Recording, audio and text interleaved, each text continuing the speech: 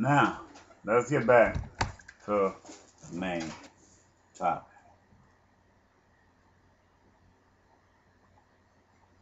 You know, I'm going to take you through this here and trying to explain this. Now, it tells you about the doorpost moved and the house was filled with smoke.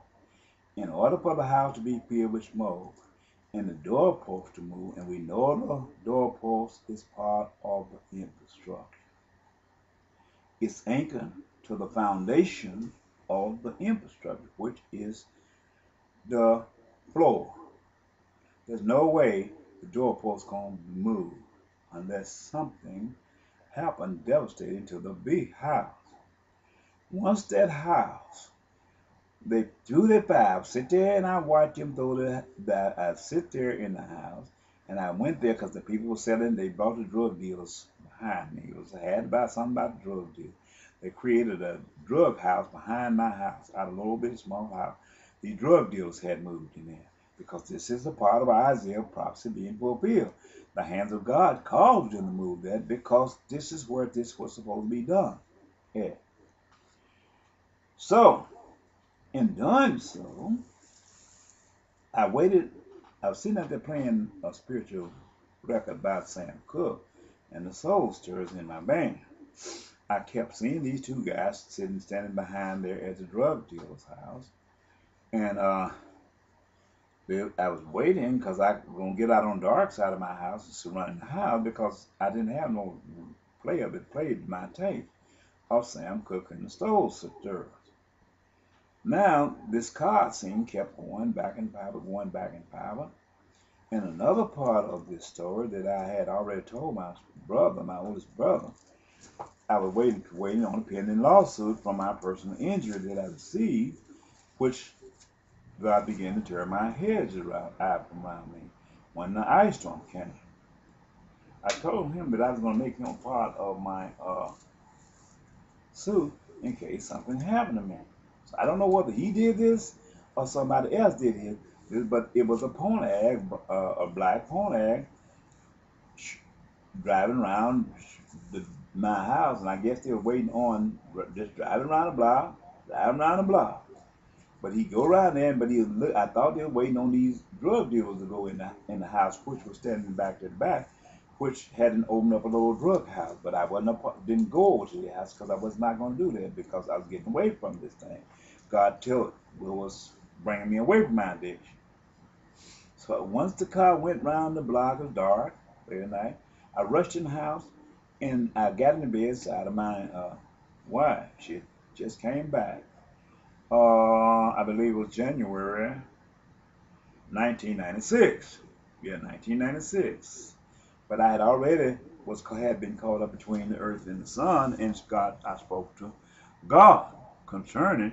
Then God told me to write His gospel. When I was caught up, when I know they was planning this thing against me to try to find a way to make me look as if I was a kingpin to give me 50 years. In other words, they were trying to take me out of society because I saw what the United States had done, but I didn't know the significance of what the United States governmental body had did to the law.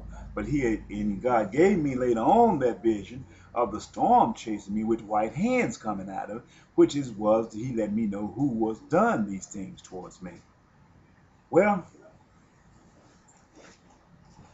after the car went round the block, it was dark, late at that night, around 11 or 12 o'clock that night. I run in the house and I got beside my wife, went in the bed, got in the bed because I didn't kind of.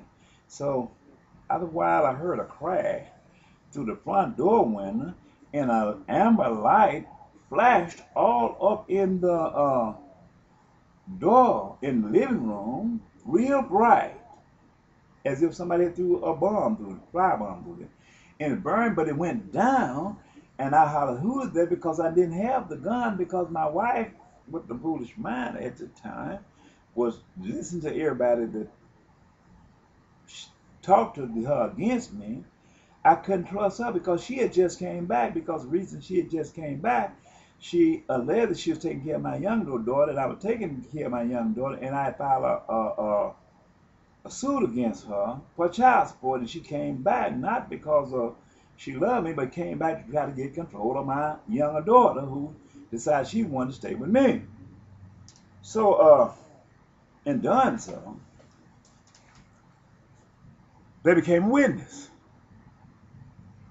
The house, as it was filled with smoke, I was laying in the bed, and it was burning my stomach because the year before 1995, I was given fresh glass, and I ain't gonna get into that right now.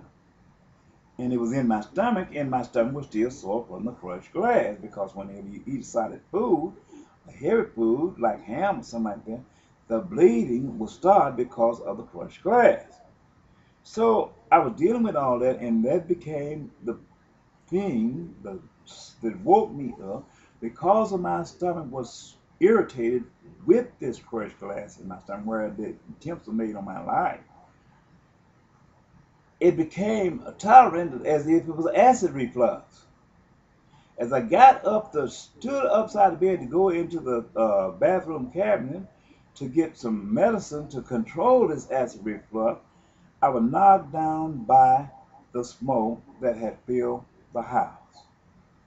The house was filled with smoke, just like it was written down in Isaiah the prophet, chapter 6. I fell down to the floor and told my wife, we got to get out of here. The house is on fire. Go in there and wake our daughter. And when we looked in the front room, they had threw a substance of liquid up above the ceiling, where and it was burned. In other words, they saw me moving away from my addiction, and they couldn't no longer charge me with being a kingpin. I quit going around people, and I was trying to conduct my life where I could bring myself back. But God had a hand in this, because He tells you in the later part of this chapter that the house was filled with smoke, and He forgave me of my sin when He had the angels to put this coal on my back, on my mouth. So as I fell down and called my wife and said, we got to get out of here, the house is on fire. She go get my daughter. And they get my daughter.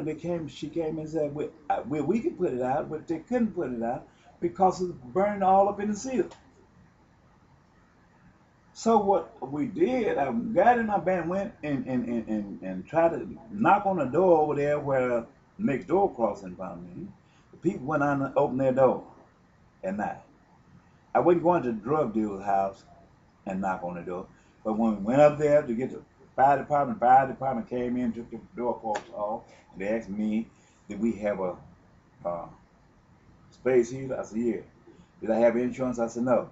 So by me telling them I didn't have no space heater, no insurance, and had a space heater, they said the fire was caused by space heater.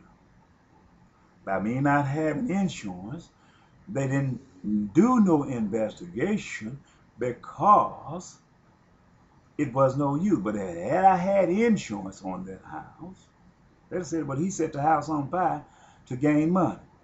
You see, this is what they do to us. This is what they do.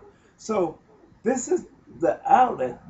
So this fulfilled part of the Bible prophecy of Isaiah, said the house was filled with smoke, and the doorpost moved. Let you know precisely where that firebomb was thrown into my house. And when these things, when God taken me and delivered me out of this situation, and ran me all over the world, and the part began to line up with this house being firebombed at 1002 West Barricade, it also confirmed that I lived by the Spirit of Moses, that I was not a prophet that was born at that time, but I had came all the way through time. This is how I know who I am. This is the reason I sit and I speak to you with a diligent voice, and to try to show you with understanding.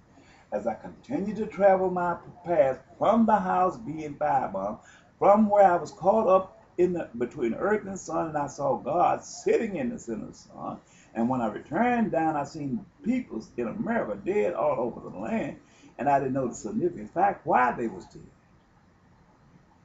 These became the revelation of time that